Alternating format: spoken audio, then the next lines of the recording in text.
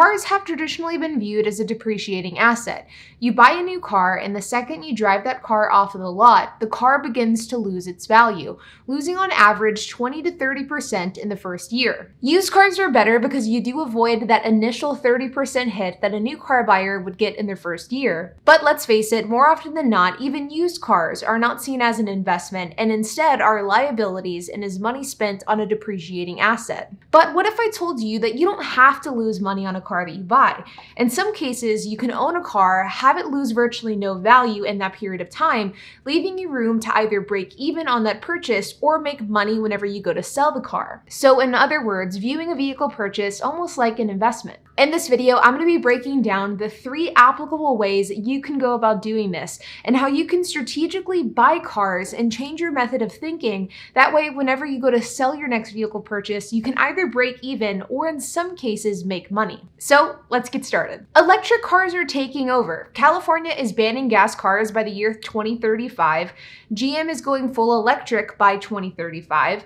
Ford aims to have 50% of their sales derived from EVs, and countries like the UK, China, Denmark, Germany, Italy, Canada, the Netherlands, and more have agreed to work towards banning gas-powered cars between now and 2040. And I know that whenever we talk about 2040, it feels like this date that is so far in the future.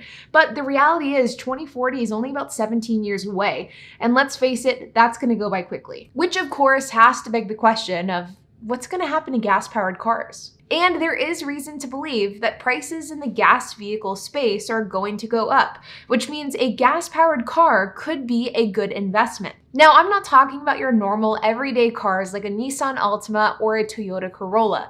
Those cars are almost certainly not going to be going up in value anytime soon, especially not with a shift into EVs.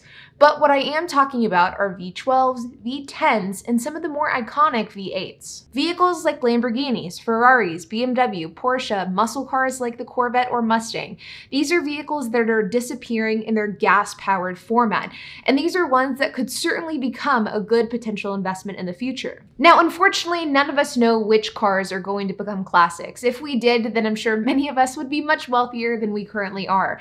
But going after some of the flagship models could potentially be a good bet. For example, a Mustang GT500 or a Corvette Z06. Limited production V10, so maybe not something quite as mainstream as a Lamborghini Gallardo, though I don't think that would be a horrible choice either. And really anything V12, but I know those can be extremely expensive. We are quickly shifting into an EV world, and with this shift, there is no doubt that some gas-powered cars are going to end up appreciating substantially in value over the next few years and the next few decades. The real question though is, which ones? And though I think the ones that I just mentioned are really good starting points, I think that there is a lot of potential in the V8, V10, and V12 space whenever it comes to vehicles as investments. And that brings me to the second category that I want to talk about for this video, which is manual cars. Like the gas-powered cars, manual cars are also a dying breed, and less cars are being made with manual transmissions. In fact, finding highly sought-after cars with a manual transmission is often an impossible and very expensive task. Taking what I talked about in the first point, finding highly sought-after gas-powered cars, but even honing in on that even further and finding the manual variant of that car is a great way to increase the odds of that car becoming a classic and thus its value increasing over time. For example, a manual Lamborghini Gallardo. Gallardos in and of themselves aren't rare. In fact, in the world of supercars, they are extremely common and were produced in large quantities. But the manual version of this car is becoming increasingly more and more rare. In fact, if you wanted to buy a manual Lamborghini Gallardo back 5 to 10 years ago, you could expect to pay the same price, if not lower, than what you would pay if you were getting the automatic version of this vehicle. But today, the manual Gallardo consistently sells for between $30,000 to $40,000 more than the e-gear automatic equivalent.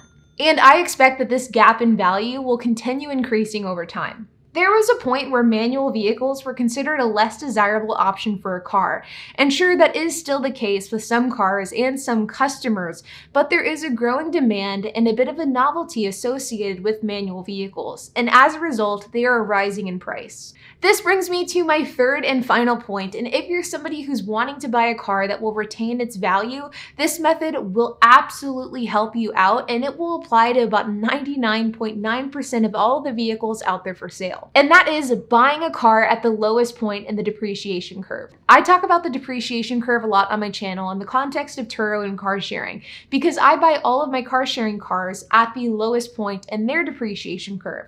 And this has been a great method for me to use in order to protect myself financially if something goes wrong with one of my vehicles. It also has turned out to be a really great profit center whenever my cars need to be sold or they're totaled.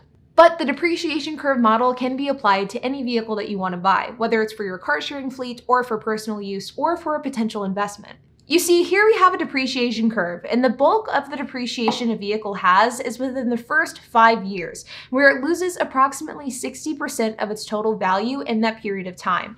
Now, if retaining value is something that's important to you, you can approach buying a car a few different ways. Number one is to buy the car after the 5th year. At that point, it's already lost 60% of its value, so you only have about 40% to go. But realistically, the car isn't going to drop that entire 40% because the car isn't going to be at 0% of its initial value. But this is a great way to go about buying a car if you're wanting to offset as much depreciation as possible. Number two is to buy the car at the lowest point in the depreciation curve.